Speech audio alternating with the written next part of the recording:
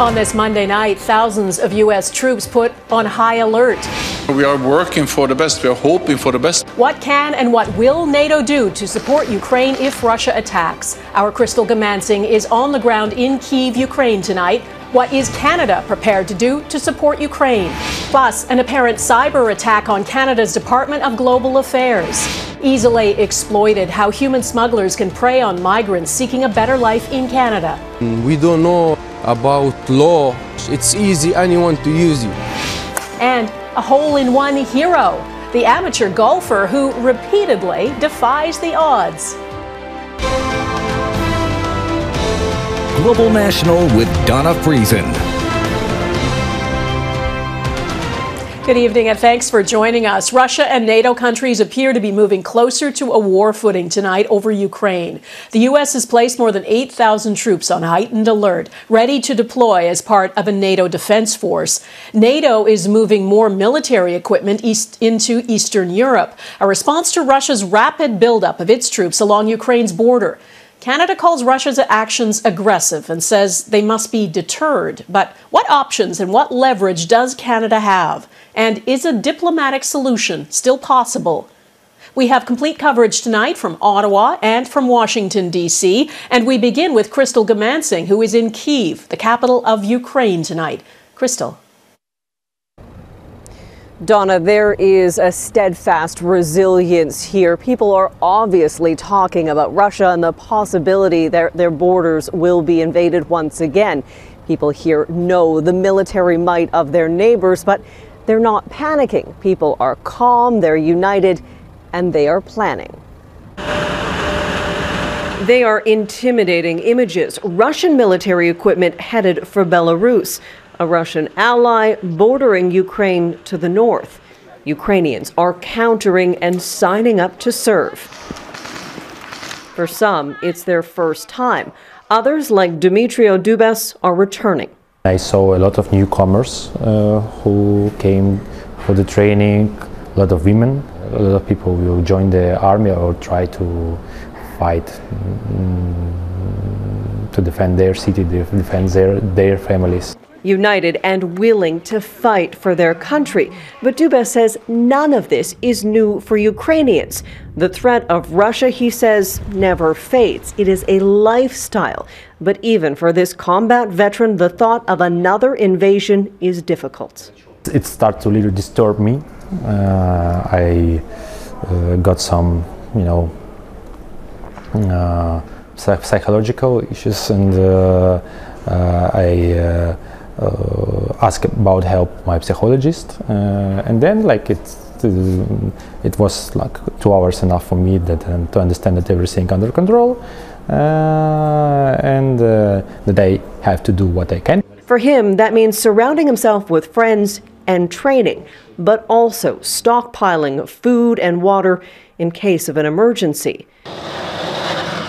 The memory of Russia's 2014 annexation of Crimea haunts many Ukrainians. World leaders are vowing they are not alone this time.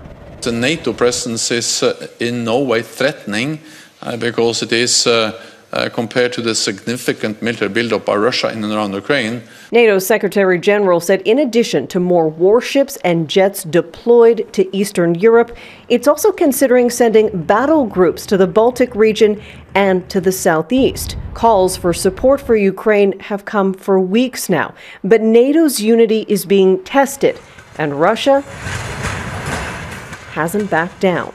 We are working for the best, we are hoping for the best, but we have to be prepared for the worst. Here, the hope is that Russia is just playing politics and using Ukraine to get the attention of the West. Still, no one is willing to bet that they know what Vladimir Putin will or will not do. Donna?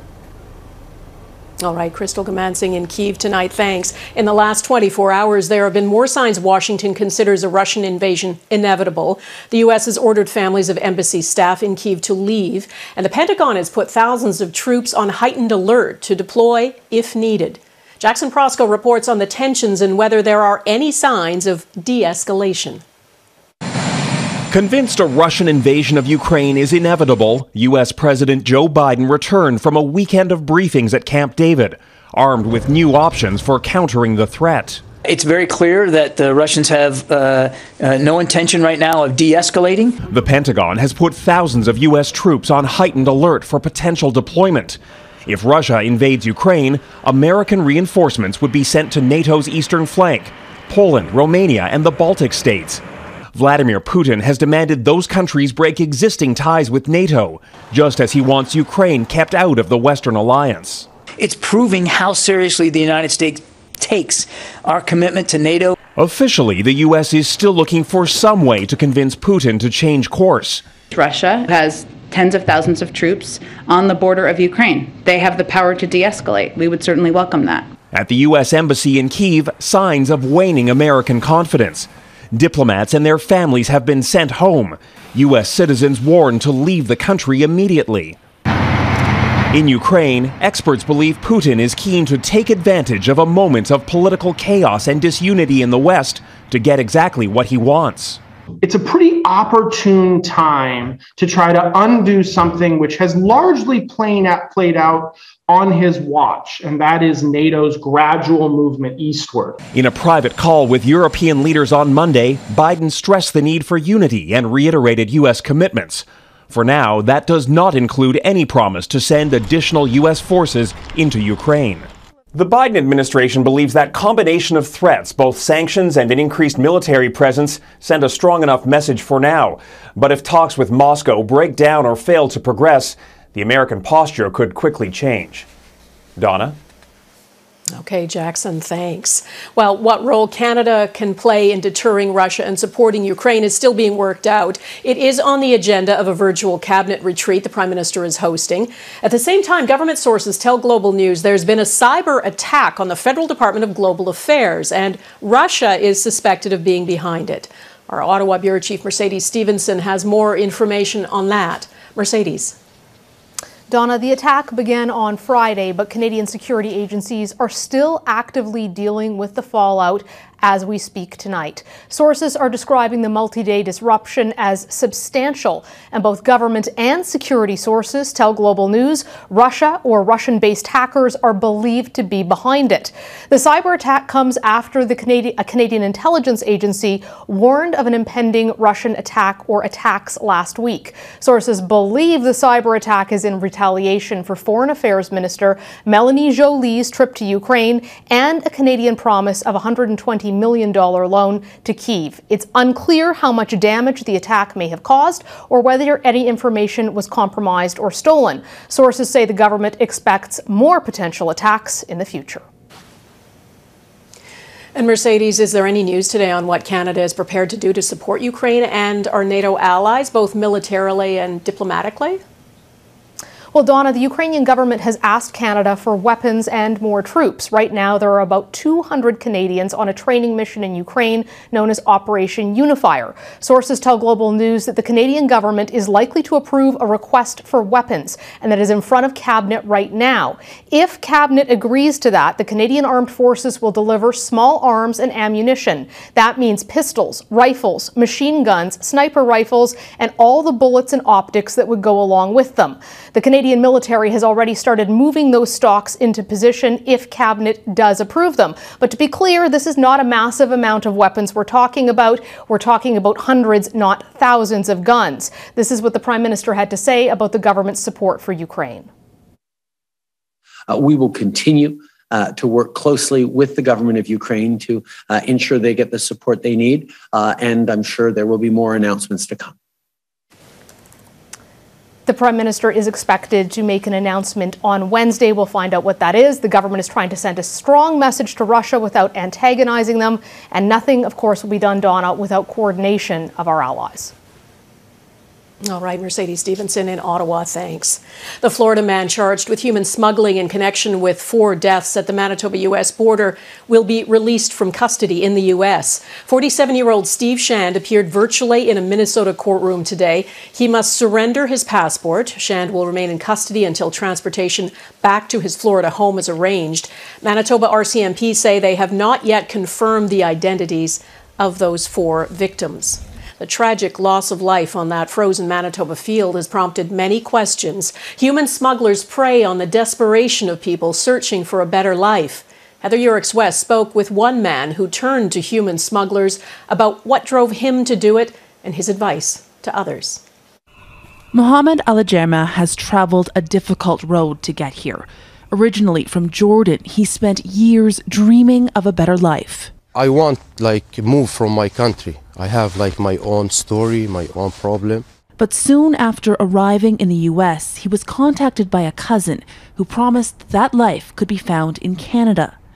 Al-Ajerma would just need to pay someone he thought was a lawyer to help facilitate the journey. In reality, he was about to enter the world of human smuggling. He asked for money, for $4,000 US to get me in. He told me you can get your citizen here in Canada and get better life and job. In 2 months you get your PR. It wasn't true. Once in Canada without official immigration status or a right to work, Al-Ajerma became indebted to his smuggler. He began working for the man as a driver, eventually learning he was being used to smuggle other migrants into Canada as he had been. He think you are money, that's it. With Al-Ajerma's help, the Canadian Border Services Agency charged the man responsible for the smuggling operation. But advocates say vulnerabilities remain. I think the word smuggling is incorrect. By and large, people are looking for paths to be able to reunite with their family, get decent work, and access to basic services. Sayed Hassan says migrants can easily become desperate on either side of the Canada-US border, because despite its welcoming reputation, Canada can be a very difficult place for migrants without permanent residency rights. That's 750,000 people coming on study permits, work permits, refugees who aren't able to access any basic services, are being exploited at work, cannot be with their families. With the help of a new lawyer, Al-Ajerma was eventually able to claim asylum here as a refugee. Hopeful now, he can at last realize his dreams. We want a peace. We want to live life, normal, good life. Walk morning, go do your job, finish, go home. That's what we need. A modest ambition for someone who's endured so much.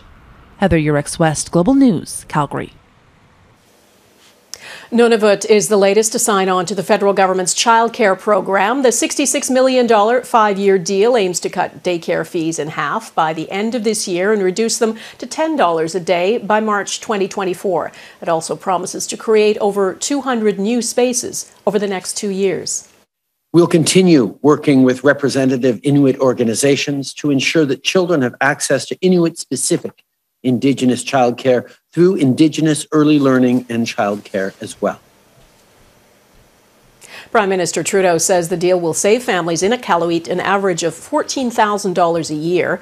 Ontario is the only province that hasn't signed on to the federal program. Coming up, Quebec shoppers be warned why some people are barred from big box stores. Plus, what Canadians think about whether the unvaxxed should be taxed.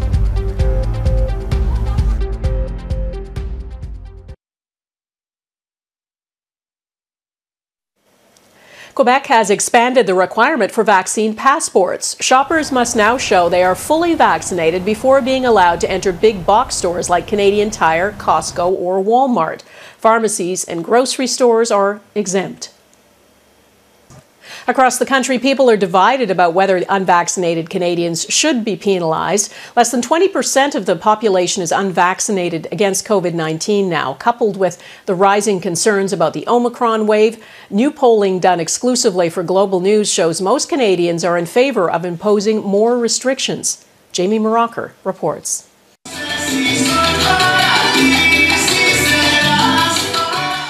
In a week, Toronto dance teacher Alex Cyan won't be on this floor alone. His students will be allowed back in studio wearing masks if fully vaccinated. If the larger population is vaccinated, that means we can come out of this sooner, remove the restrictions, and be back to a new version of normal. New Ipsos polling exclusive to Global News reveals nearly half of Canadians say unvaccinated are responsible for prolonging the pandemic in Canada. And 2/3 want governments to impose even further measures on the unvaccinated population. Politicians are walking the tightrope. the tightrope between public opinion on one hand and the reality on the ground. Ontario and BC are moving forward with lifting restrictions following immense pressure from business owners, but Quebec's Premier François Legault isn't budging, musing controversially about taxing the unvaccinated. I think it's normal that the majority of the population is asking that there be a consequence. A popular idea in Quebec and nationally, with more than half of Canadians polled in support. Toronto-based chiropractor Kyle Kochi works on vaccinated and unvaccinated patients. I see many different angles of this entire discussion, this entire topic. So to me, I don't feel more quote unquote unsafe if someone's unvaccinated here. What's perhaps more concerning to him is how divisive this topic has become. Nobody's going to tie you down and stick a needle in your arm. Bioethics professor Vardit Ravitsky rejects the notion vaccine mandates are a form of medical coercion. Right now, people are paying themselves for the burden on the healthcare system. When it gets to that point, increasing the pressure on those who are unvaccinated by choice is legitimate. But these tactics can't be used forever. As we emerge from the pandemic gradually, as our healthcare system goes back to functioning normally, we should reduce the pressure. Until then, both business owners know vaccination debate will continue to polarize. It's unfortunate that it's come down to this, where you feel like we have to do this in order to get in a better position come the summer and come next fall. Looking forward to a future where one's vaccination status doesn't create such deep divides. Jamie Marocker, Global News, Toronto. Travelling to parts of the UK will soon get easier for people who are fully vaccinated. The British government says starting February 11th, fully vaccinated people will no longer need a COVID-19 test to enter. For now, the change applies only to England and Scotland. Rules are also being eased for unvaccinated travellers. They'll still need a COVID test to enter, but they'll no longer have to quarantine. Ahead, how a stowaway in Amsterdam survived a flight from Africa.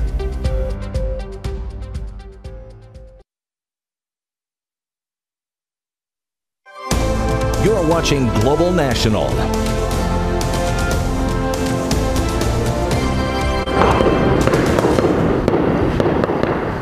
After days of heavy gunfire in Burkina Faso's capital, the military declared it has taken control of the West African nation and ousted the president. Video shows armored vehicles belonging to the Presidential Guard riddled with bullet holes and covered in blood near the president's residence. There are reports he's being held in a camp at an unknown location. The military says the borders will be closed and a nightly curfew imposed until further notice. The deposed president faced growing discontent over his failure to stem an Islamist insurgency. In the Netherlands, a man is recovering in the hospital after surviving a flight from Africa as a stowaway in the wheel well of an airplane. Police say the man was found on a flight that had just arrived from South Africa via Kenya. He was still breathing despite enduring hours of extreme cold and low oxygen levels. He's since been identified as a 22-year-old Kenyan. Police say the man has applied for asylum and they're now investigating how he got onto that plane and whether it's a case of human smuggling. NASA scientists now say the force of that volcano that rocked Tonga and triggered a tsunami 10 days ago was hundreds of times stronger than the atomic bomb dropped on Hiroshima, Japan in 1945. The bomb was estimated to be about 15,000 tons of TNT, a powerful explosive substance. Scientists say the energy released by the volcanic eruption was between 5 and 30 million tons. NASA's Earth Observatory also believes the volcano shot debris as high as 40 kilometers into the atmosphere. One swing wonder next, an amateur golfer's unstoppable hot streak.